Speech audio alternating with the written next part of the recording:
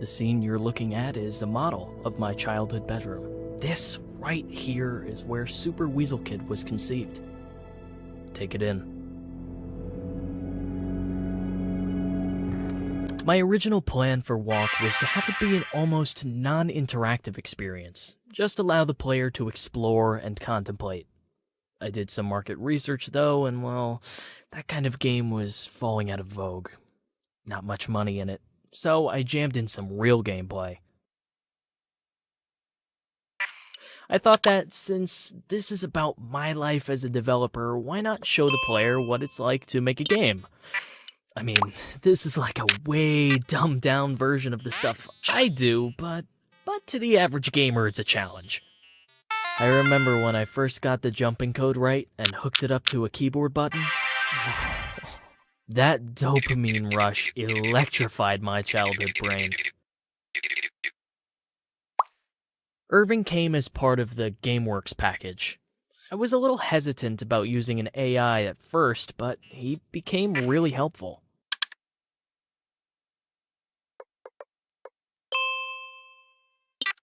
It didn't take long to realize how much I depended on Irving. He assured me that it was easy for him to come up with enemies and non-player characters for me, so I let him do his job.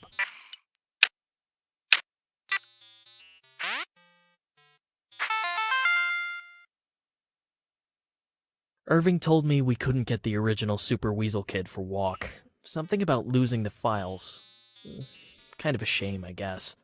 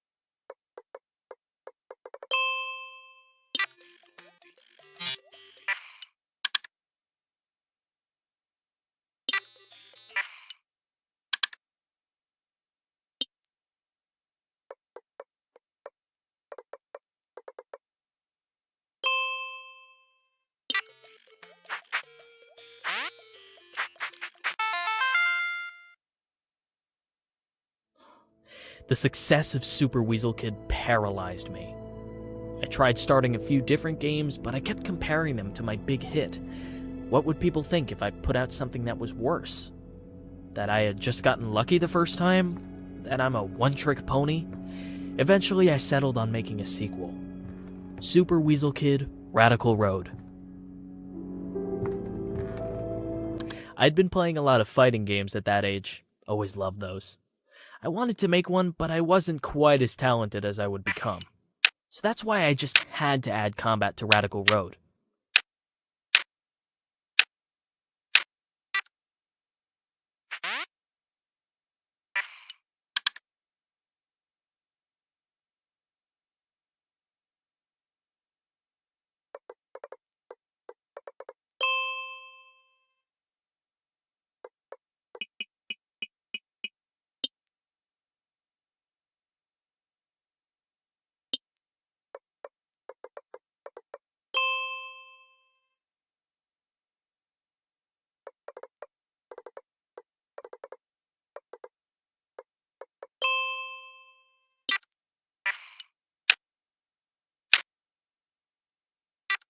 I thought it was just exhilarating to beat the shit out of that Grunda.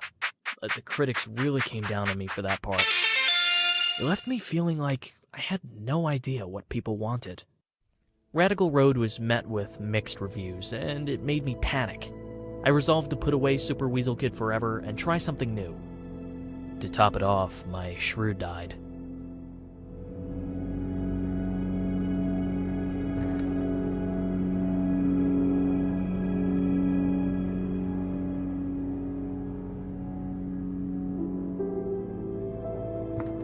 I'd get emails once in a while, people asking to make deals, wanting to capitalize on my IP. It had been a couple of years now since Radical Road, and one day I just said, fuck it, fine.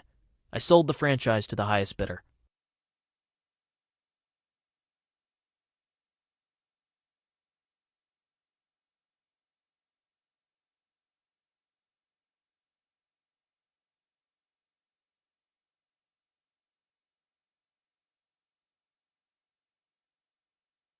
When I saw what they did with Super Weasel Kid, I felt a little part of myself die.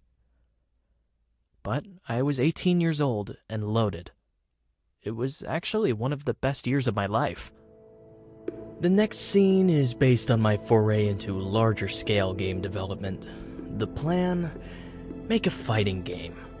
Not everyone remembers, but I started the Combat Arena franchise. Okay, just jump a little bit higher.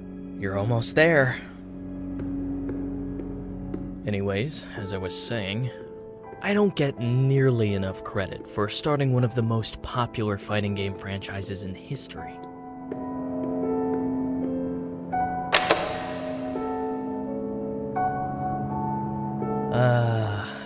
It's a beauty, isn't it? I put my weasel bucks to use and bought this place with cash. Then I hired a team. I hired my childhood friend Carla to work at my new studio. She was halfway through a degree in computer science, but I offered her a huge salary. Hard to say no to that. Carla's first order of business was to tell me that I had designed too many male characters. I tried to tell her that Steambot Willie was genderless, but she insisted. So I created Chandrell while she worked on Sato.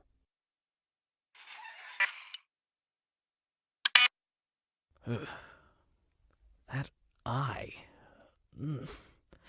That's the kind of thing I'm talking about. Ever since Carla created Sato, I'd get these weird, annoying bugs in my games. And I'm still getting them in Walk.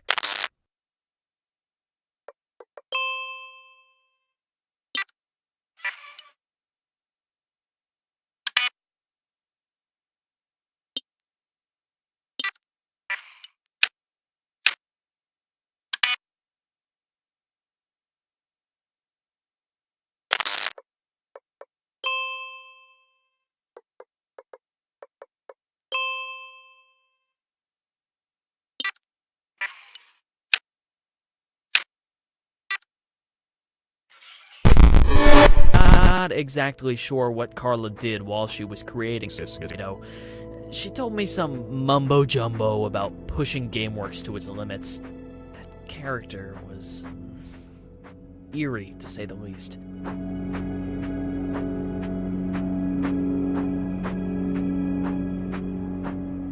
Look at that door. That's exactly what it looked like in real life. Solid teak, hand-carved, gold nameplate. I was hiring people who were twice my age. I had to make sure they understood who was in charge. Making Combat Arena gave me my first glimpse into the, well, to be frank, the stupidity and immaturity of gamers. Every damn day, we got complaints about how this or that character was overpowered, underpowered, too boring. Ugh, I never wanted to work on a fighting game again.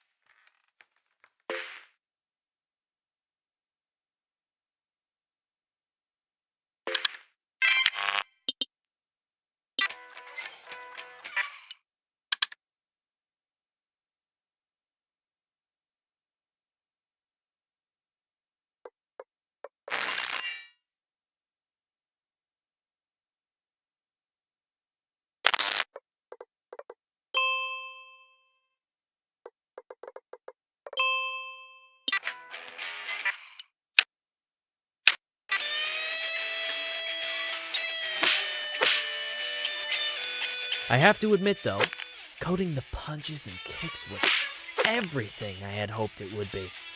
I'd sit in my office for hours just watching these characters go to town on each other. Sometimes they'd look like they could actually feel it.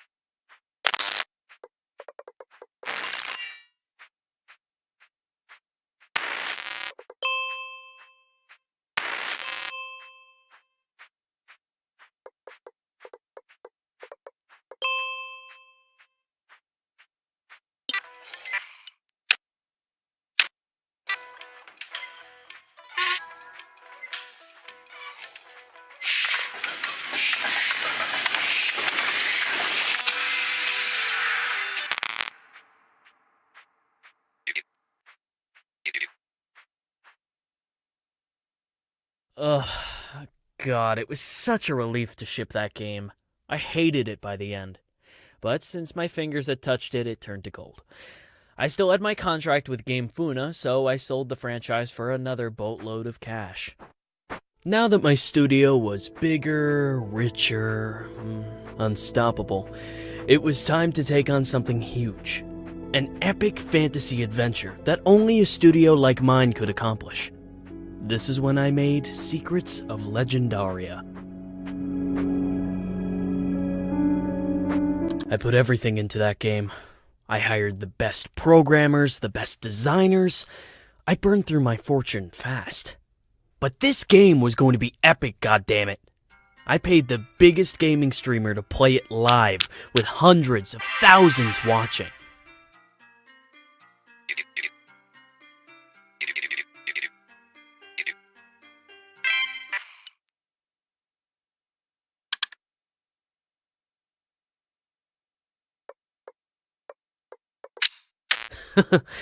Yeah, you like that switch mechanic? Pretty cool, huh?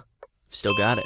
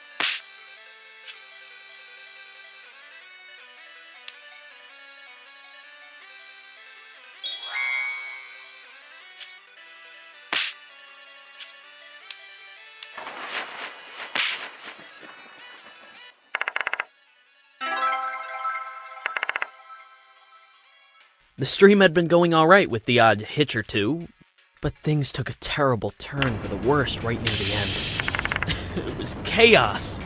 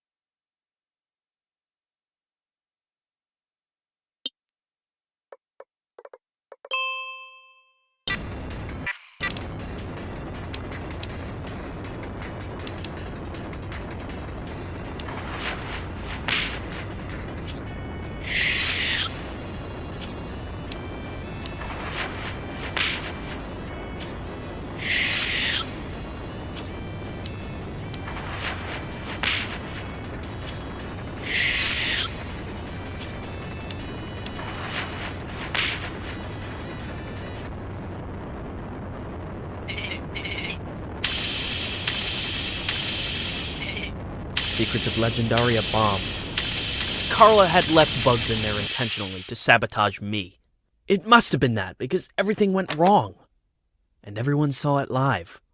The game had no hope of recouping costs, so I took funds from the severance packages and ran. I couldn't even afford my apartment anymore. I moved south to find some cheaper real estate.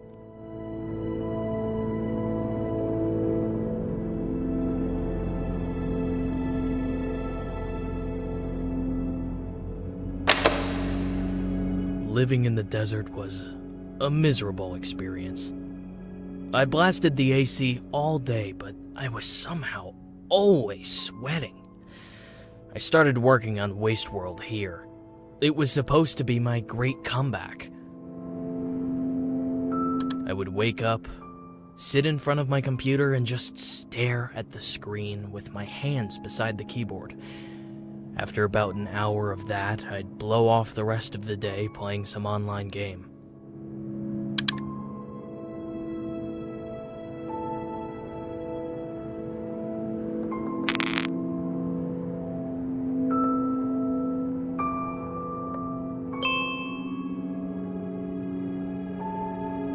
Sure, I'd sometimes accomplish something, but then I'd reward myself with some social media time and would wind up reading articles about myself. They weren't kind to me.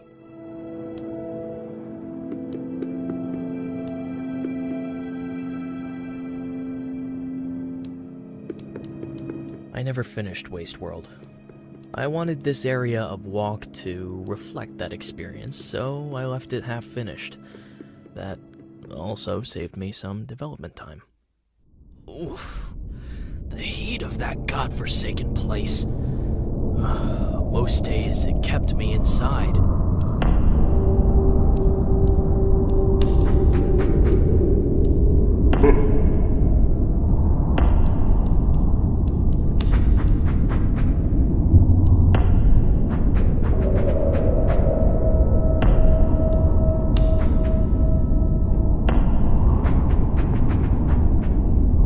Somehow, the more I needed to finish that game, the more I avoided doing it. My parents would call every once in a while to ask how it was going, but I'd just lie.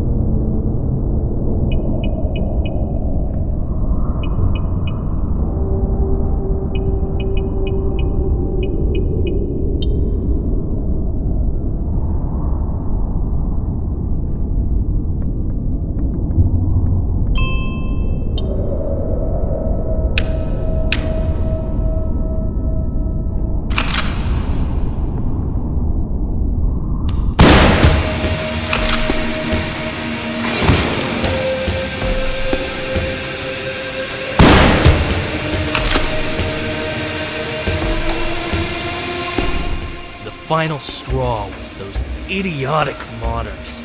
They took my half-finished game and made a goddamn mockery of it. Aliens in a post-apocalyptic Wild West. It made no sense. If I couldn't finish the game myself, I sure as hell wasn't going to let them do it for me.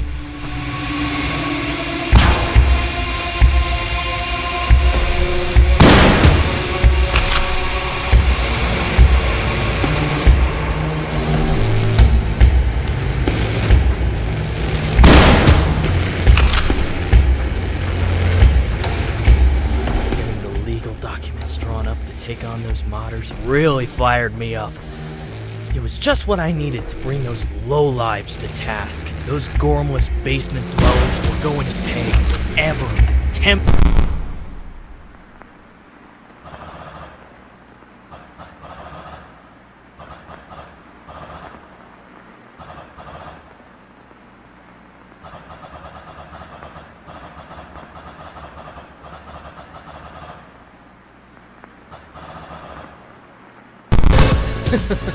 And that's how I programmed the blood particles. I think it really contributed to the visceral pleasure of Vicious Galaxy 2, making it the obvious standout in the series. My only gripe with the game was the designs of the characters. They're too old. Everyone wanted the same boring space marines from Vicious Galaxy.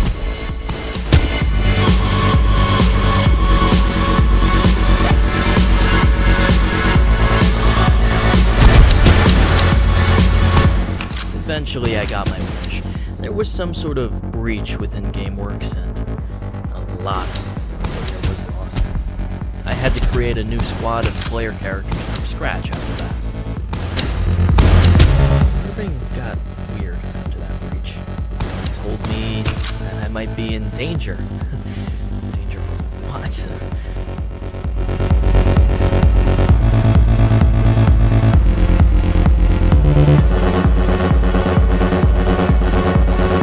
Now we find ourselves at the climax of Walk.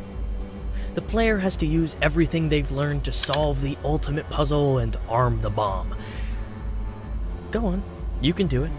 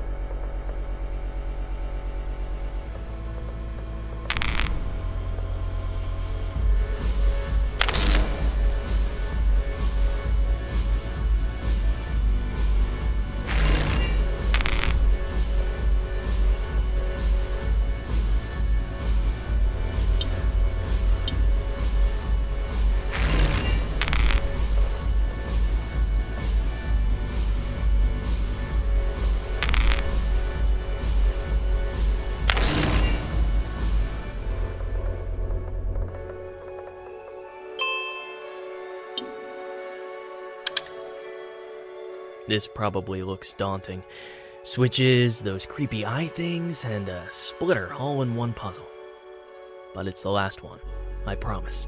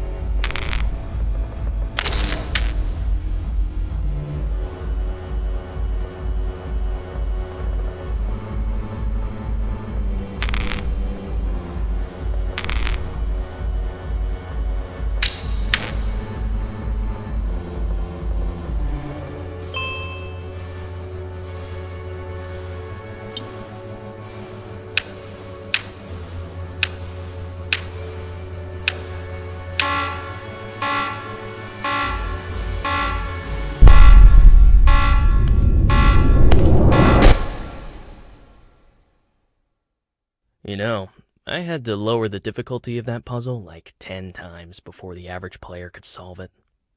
But great job, you figured it out. You win. And that brings us to the present. Well, I should say, the near future. The other indie games coming out right now are crap, so Walk is a shoo-in for Game of the Year. This scene is a little glimpse into what's to come.